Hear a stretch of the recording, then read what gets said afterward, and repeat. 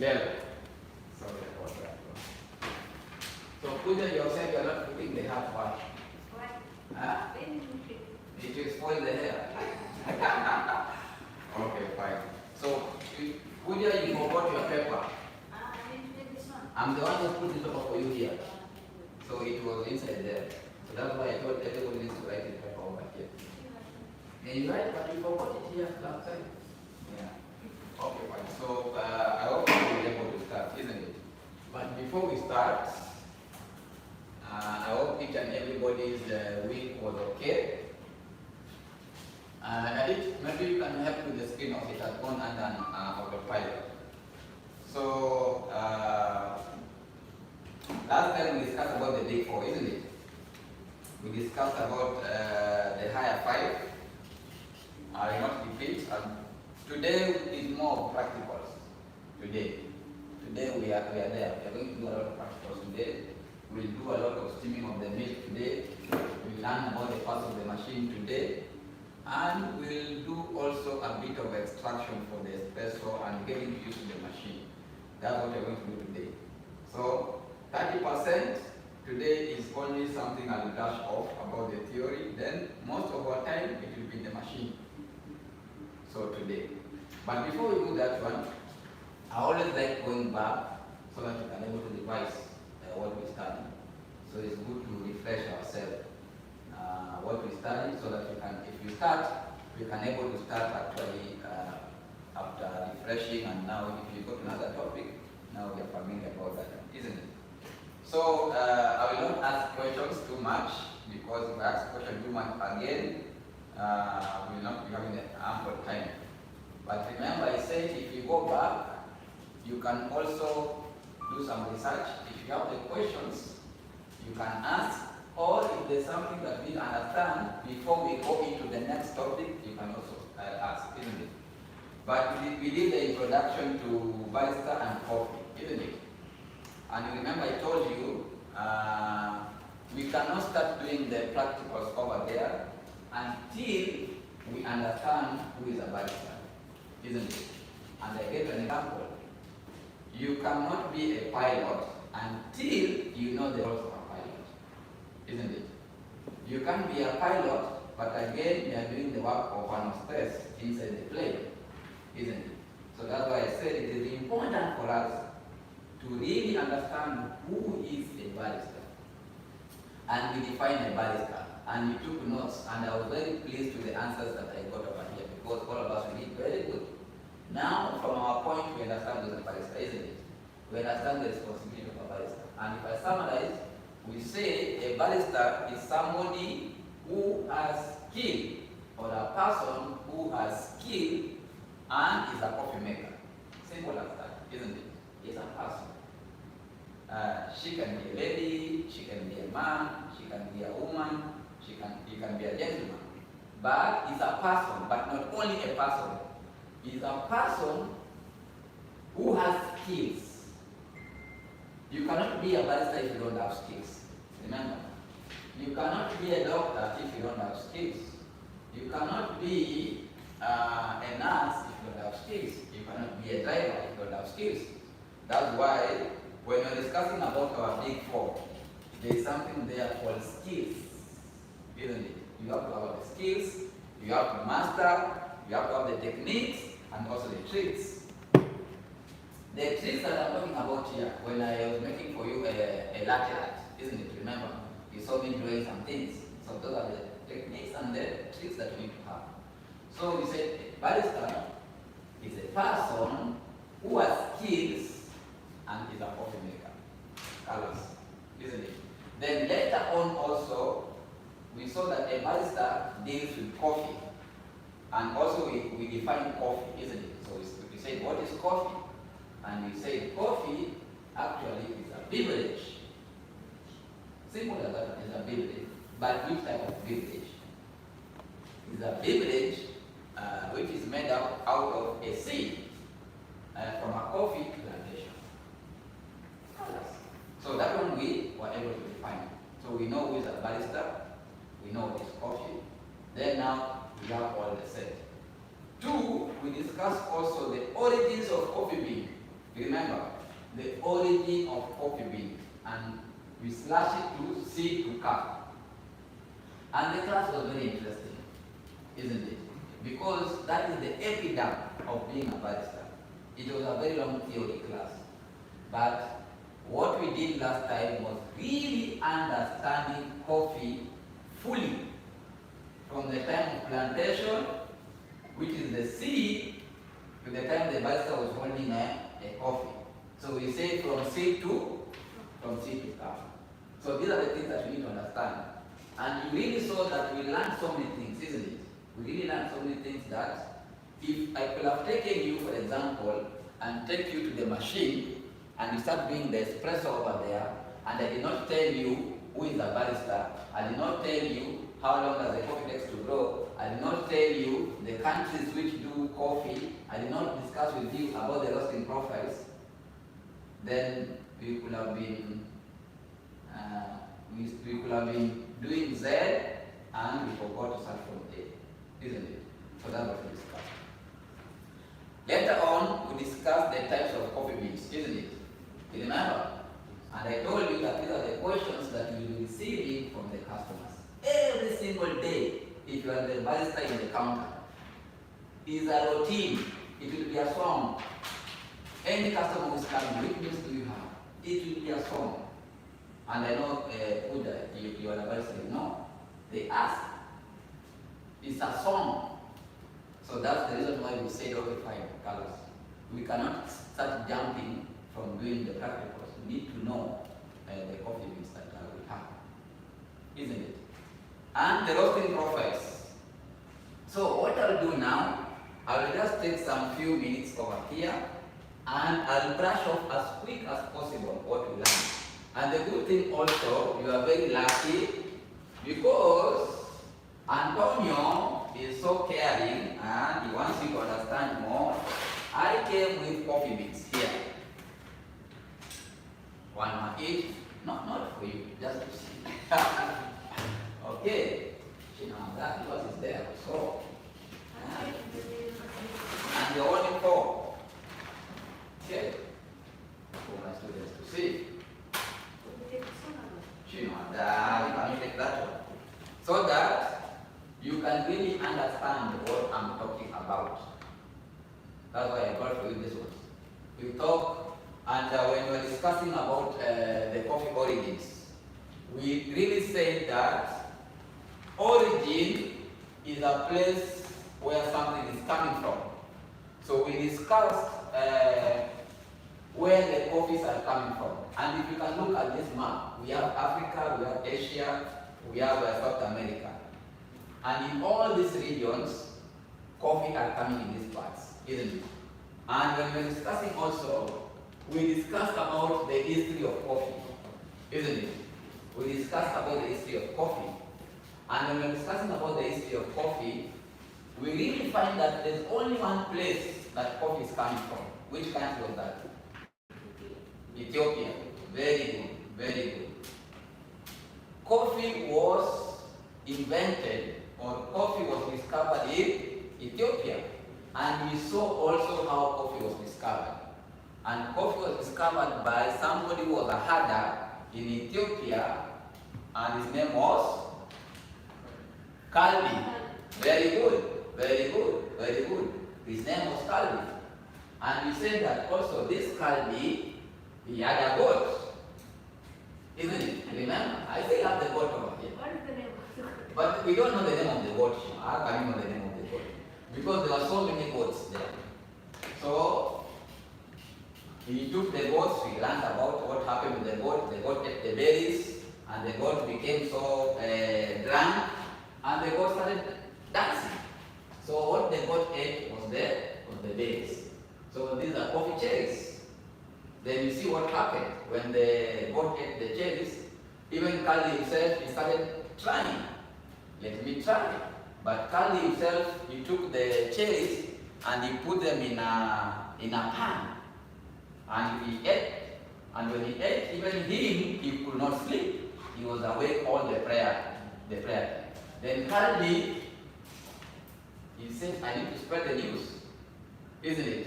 He went to the abbot And I told you the abbot are the local monastery, like the chiefs. So when he reported this work to the chiefs took this work, it went to the province, to the DC, to the people. Then later on, from Ethiopia, it's next to Kenya. It went to Kenya. From Kenya, it flew to Pakistan. From Pakistan, it flew to Bhutan. From Bhutan, it flew to Nepal. No, make sure that you are attentive. But you are attentive. I like Nepal too much. So coffee started spreading. Until we found that coffee was settled in Arabian Peninsula in the 15th century. And I told you that 15th century is like 100 years. 1 century is 100 years. What about 15th century? I don't want to go there. It is. Okay? So coffee is not new. We discussed about that. It spread in Turkey, Syria, Egypt, and Persia. That was in the year 15th century, 16th century. Then I told you, even if coffee was discovered and it spread in so many parts of the world, there are only known regions where coffee is known. There are known countries where coffee is known. Ethiopia is where coffee was discovered, right? Yes. But there are countries which are doing good than Ethiopia in terms of production. And remember, we discussed about known countries like Brazil. We discussed about Colombia. Which one again? Which country again do you know? You have coffee in your table there. The origins are there.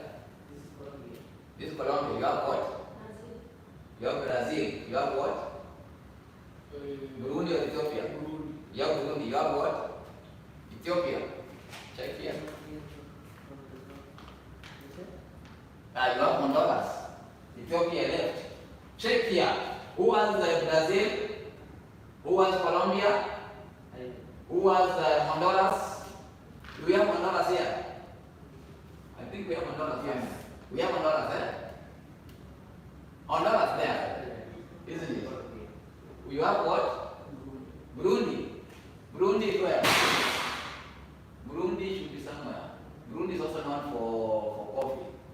We have Rwanda. We also have Burundi, but it's not mentioned here. So these are coffee origins, isn't it? And I'll bring for you so that you can see for yourself. So this one you are reading, but now I myself, I go to the coffee shops so that I can bring for you. You understand more. So these are the coffee beans, and these are the origins.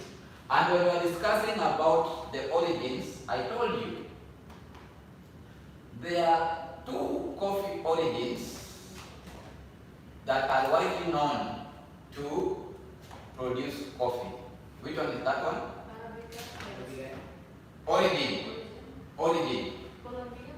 Colombia and Brazil, isn't it? And you said the first one to be the most highest producing country was? Brazil. Why Brazil? Because they produce too much Arabica, they produce too much Robusta. And Yes. the temperature is nice. The temperature and the climate. Yeah, remember that one. The reason why Brazil is producing a lot of coffee is because of their favorable climate. And they can do both Robusta and Arabica, isn't it? Then followed by Colombia, isn't it? I'm refreshing the class. Then we also say, okay, fine. We also discussed about Colombia and Brazil. We talked about the climate is good. We talked about Robusta and Arabica. The 2 main types of coffee, we said, is Arabica and Robusta, isn't it? We discussed about Arabica. We discussed about Robusta. I told you also the reason why it's called Robusta from the term robust, which means a strong coffee. I also told you they have different types of name. What is the name of Robusta? Another name of Robusta? Don't look at the word. Huh? Canifola what? Very good. Coffea, very good class. Coffea Canifola. Another name of Arabica? Yeah, Coffea Arabica. I'm very happy it is coming in your heads. Coffea Arabica, very good. Coffea Canifola. This was just for an additional knowledge for you. We discussed about it. And their differences is because of the taste, the body, and also the expense, isn't it? And also the harvest time. And I told you between Arabica and Robusta, which one is expensive? Why Arabica is expensive? High graded. High graded, yes, good. The main reason why Arabica is expensive than Robusta. Natural and what? Yeah, those are processes. The main reason why Arabica is expensive than Robusta. Because the farmers use. No, it's Arabica produce less. I want one answer, yes? Farmers use, I think, too much money growing it. Can you clap for him? Why am I doing a clap? Yes, we discussed and we say Arabica maintenance is very expensive because the Arabic coffee is prone to disease. And also the product. You are very right. Produce less than Robusta. You are very right. But the main reason what makes it very expensive Because is the expense. Is the expense. Maintaining the Arabican plantation is very expensive. They are prone to disease. The climatic condition is good. So the climatic condition actually is good, it's favorable. It doesn't make it expensive. You see, it doesn't make it actually expensive. But the most thing that makes it expensive is the maintenance. Arabica is like driving a Mercedes car or a Jaguar. If you just put 1 liter of petrol, I hope you understand what I'm trying to say. The maintenance is very expensive. It's not like Corolla, whereby you can put 1 liter and go and Saudi Arabia. You see, so Arabica, that's what makes it expensive. It is prone to disease. So there are a lot of pesticides which are supposed to be taken care of, things like that. And I told you, Robusta, it is very cheap because it can grow in very low altitudes. And the stem for the Robusta is very bitter. No plant likes the stem. So it's not actually attacked mostly with the insects. So the maintenance fee for the Arabic, for the Robusta is low. Okay. Then we discuss about the taste, about the aroma, we discuss about that one. Now we are going to the roasting profiles. Roasting profiles, isn't it? We discussed about the roasting profiles, that when the coffee once it has been grown with the farmers, it has been harvested, it will be roasted, and after being roasted, it will go into some roasting profiles, whereby when I talk about the roasting profiles, I'm talking about the things like the medium roast, the dark roast, and the light roast, isn't it? But I also say, before the coffee is being roasted, isn't it, in the roastery, before it is being roasted, it undergoes 2 processes. Now the farmers are picking their coffee beans. And I say they are picking the cherries. Now the cherries are ripe. When the cherries are red, it means that now they are ripe and they are ready to be harvested, isn't it? It will undergo 2 processes. Which process did we talk about? natural and washed. Natural and washed. Very good. And also I told you the difference between natural process and wash process is what?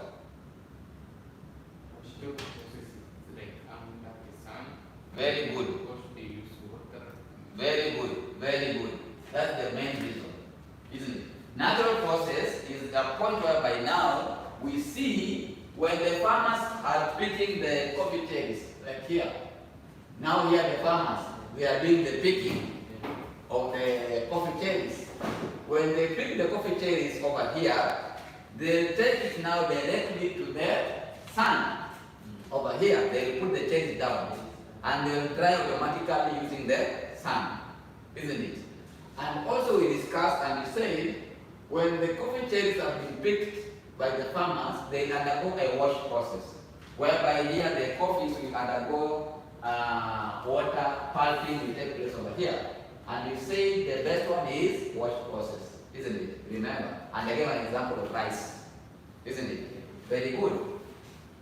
Later on, we discussed about how long does the coffee takes to grow from seed until harvesting. And you saw it takes how many years? 4 to 5 years. Yeah, 4 to 5 years. Sometimes you can say 3 to 5 years. Maybe Arabica or maybe it is Arabica or it is Robusta, but that's the time. But in the nursery, because here now it has come from the nursery. How long does it stay in the nursery? 9 months to 18 months. 9 months to 18 months. Very good, very good. So that's the reason why I'm refreshing the class. So that if you go in that topic, now at least we have the background well, and we are doing very good. Okay. After this one now, the coffee now will be transported to different types of countries. Now from Brazil, you see Brazil, the coffee is in Saudi Arabia. You see the coffee from Burundi is here. You see the coffee from Ethiopia is here. The coffee from Brazil is here. The coffee from Colombia is here. But this one, where is it? But this one now, if you can open this one and check,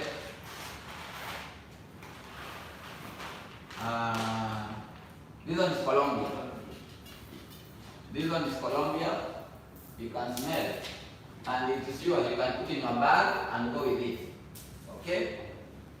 So this one is Colombia. And for the Colombia, it is already roasted. Meaning it was roasted here. Okay? But when they come from the farmers, it is always in green beans, like this one. And I told you the reason why it is not roasted. It will lose the aroma, it will lose this, the taste, and the oxidation will take place. Isn't it? That one we discussed. Very good.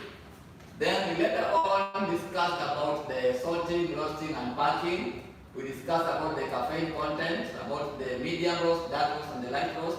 And I said also, these roasting profiles, it depends on the type of the coffee shop. Some coffee shops will roast dark, medium, light. Can you check the coffee you have there and tell me what is the roasting profile for your coffee? Check what the roasting profile is written. Is it medium, dark? Is it what? Check for me the roasting profile of your coffee. You can check the roasting profile. Who has seen it? I'll help you. Where? Very good. No, not there. I'll check region. Process is oiled. Medium acidity is supposed to have medium roast or what? That one, the medium body, that one now is the one region wash called the oil. So this one is not indicated. But for the medium acidity means it's not that strong. It's the oil balance. Meaning this one, it is from Colombia, and you said medium acidity, very good, it is Arabica. So all this coffee, they are medium. So it's Arabica. But for the roasting profile, it can be dark. But if you look at the coffee that I gave you, what's the color? Is it really dark? Can you check here? What is the color of the coffees I've given you? Very good. And I told you, medium is the most popular. And medium is the one which has very nice smell and flavor. You can feel the smell and flavor, right? Yeah. So if I bring this coffee beans and I give me like this one, that's when you'll be able to understand. That's why I'm revising the class, and I'm also bringing this one for you to be able to see. Okay. Then we discussed about the oxidation, right? We discussed about this one, right? We did not discuss about this one. So this is our next topic now. Coffee bean storage and life share. This is our topic today. Then we go there. It's a small topic, just a small topic like this. Then we discuss that one. This one is the next topic on that one. But today our main topic is coffee bean storage and life share. From there now we'll be able to go straight to do our practicals over there. Now we understand the coffee very well. And we have said all our coffees, for example, that we have, we have seen the coffee from seed to cup, isn't it? Now the coffee has grown. The coffee has been harvested. The coffee has been roasted, isn't it? And the coffee has already been packed. How do we store the coffee? Is very important. How we store the coffee is very important.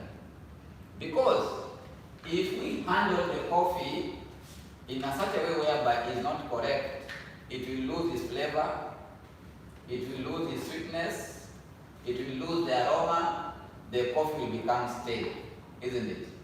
So we need to discuss today, how do we store the coffee? It's very simple. Once the coffee it has been packed and it has reached the barista, that's the most important part now where the storage comes in. So the coffee beans can be stored in canisters. Canisters, they're like containers, but tightly sealed. The coffee beans can also be reserved in coffee beans airtight bags like this one, and they have the valve. Okay, it is airtight because see.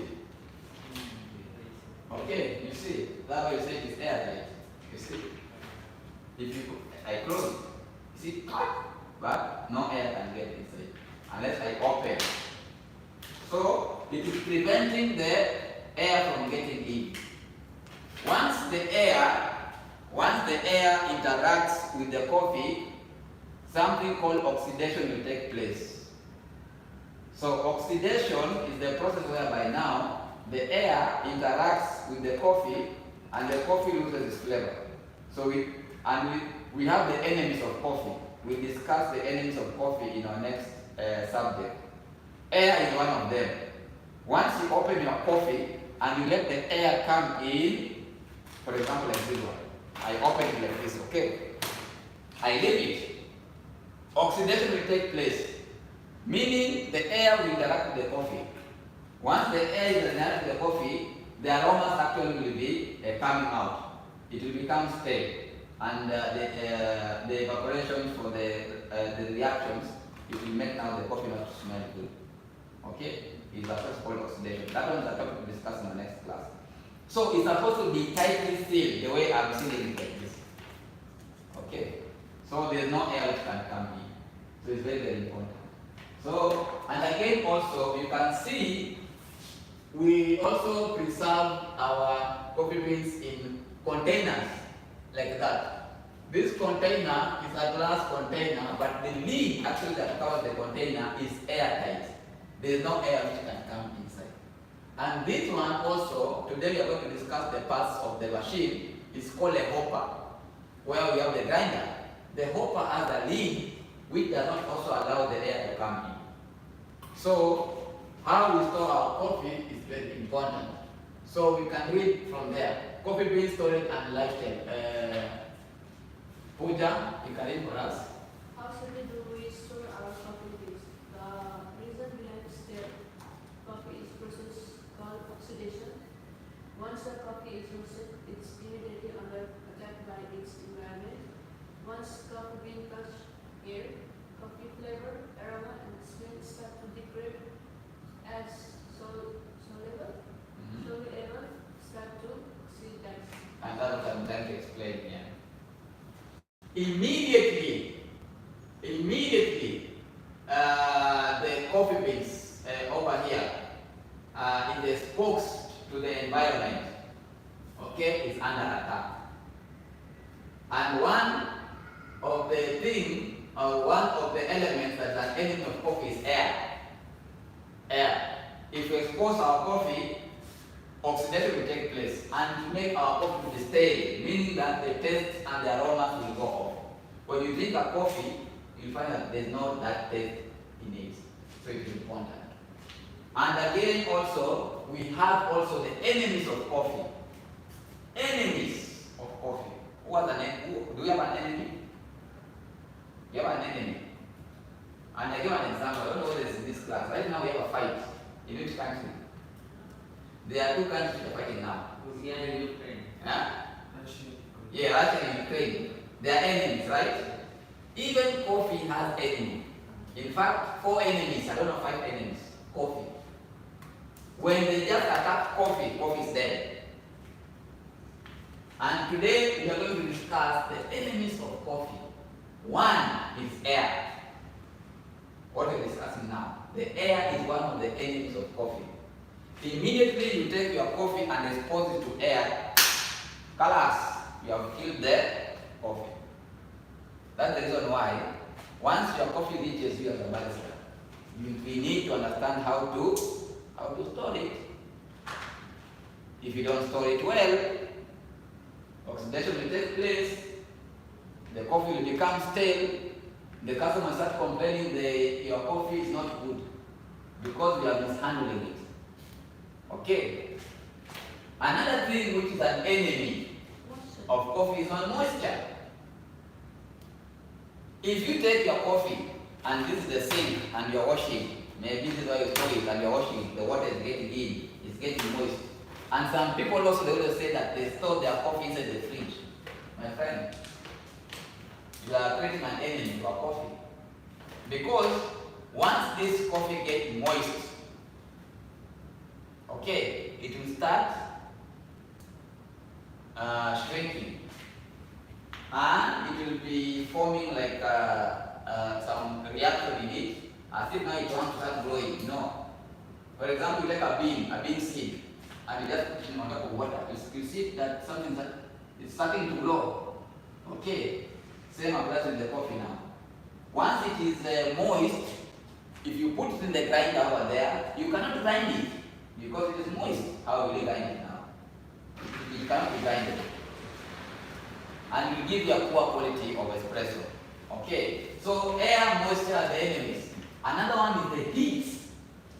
Heat also is one of the enemy of coffee. What I'm saying is this one. This is where you are cooking your food, or this is the espresso machine. On top of the espresso machine, if you look at the machine over here, on top of the machine we have a boiler. And it is very hot. If you take your coffee and place it on top of the machine, you are killing the coffee because the heat is one of the enemy of coffee. The coffee will start losing its the taste. It's like again you are cooking it because already the coffee bean it has been roasted in a heat. Again also you are exposing it to another heat.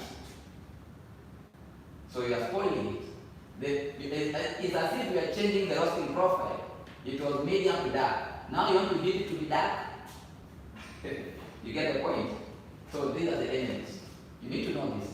Because sometimes I see the baristas, they take the coffee, they put it on top of the machine on top there. No, it's not good. You will find that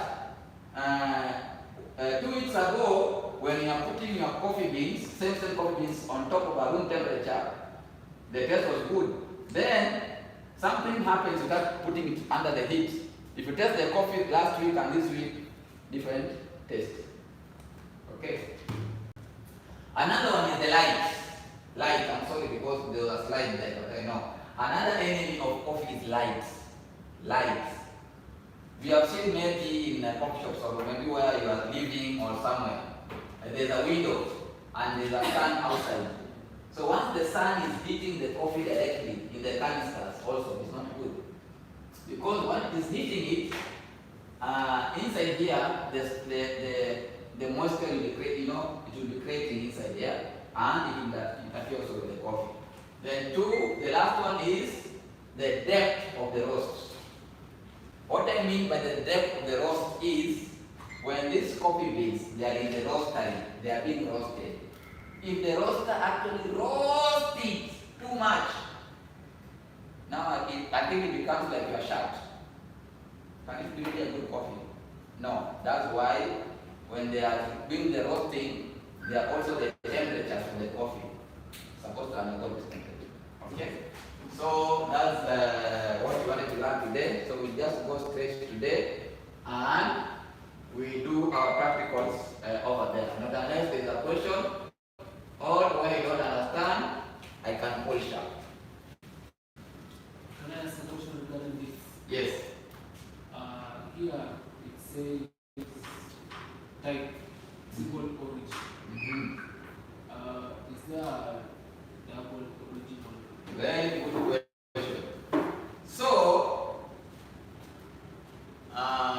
Morris is asking, I will say, is in there single origin? All of them are single origin. What do we mean by single origin coffee? It's a very good question because we have single origin and we have a blended coffee. Blended. Yes, I'll explain to you. Single origin coffee, it means that that coffee is coming from that particular region. Single origin, meaning if it is from Brazil, it's only from single origin. If it is from Ethiopia, it's only from Ethiopia. Okay. Again, we have different types of coffees in Ethiopia. We have Ethiopian Gudi, we have Ethiopian Yagache, Ethiopian Gayo. These are the regions whereby the coffees are being grown. Yagache is a region, Gayo is a region, Gudi is a region. Okay? So, but the single origin is that they are coming from Ethiopia. So, we don't have two origins. We have something which is called blend, whereby a blend is a combination of two coffees, whereby I'll take Colombia, I will take Honduras, mix together and make coffee with it. And that's not a topic for today for you. If I start discussing that one, I'll be confusing you too much.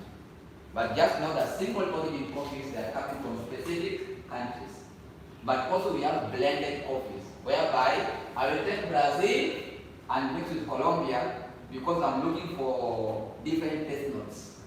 I want to take the notes from Brazil and Colombia and combine together to make a perfect espresso. A lesson for another day. Not now, but very good question. Okay? Yeah, let's go there. Let's go in our station. I think now we can put on the machine, we can put the machine on. So we will come over here and we will do our practicals over here. So we are done with the theory. So what we are going to do now, we are going to learn. Yeah, let's get inside. You want your milk? Okay. No problem. The milk, you can put the milk there. The coffee you can just leave on top of the, you can just leave on top of it. Drink your milk. All the milk we can put over here.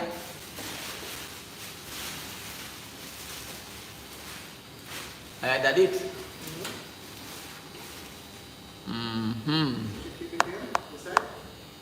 Yeah.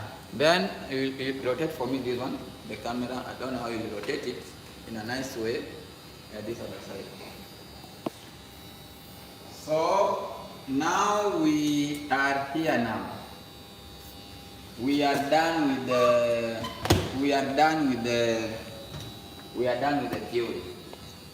This is now most of the things that baristas always want to see, you know. They want now to touch, you know, I want to feel I'm doing, I'm driving like a car. So we are here. So today, actually what we'll do, we will learn the parts of the machine. Kuja come here.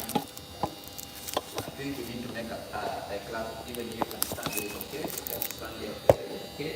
Me I can do it, okay? So that at least we can have a balanced discussion. So we are done with the theory. I have revised everything. Now we are here. What's the time now? What's the time? 6:34. 7:8. You have too much time. We are running like a Lamborghini, you know? Yeah. So we are in the real thing now. We have started the journey of now being a real barista. This is now where we are. And we want now to drive the car. But there is no way that we will start working with the machine and we don't really know the parts of the machine. We really need to know the parts of the machine. Very, very, very important, isn't it? Right now, I tell you, make for me a drink. You don't know what the function of this. We don't know the functions of this. It's, Daddy, just cut the light that one. Then we start another one. Which one? The light. Just cut it off. Because it is light, you know, I cannot trim the, it is falling. Yeah. This one? Yeah.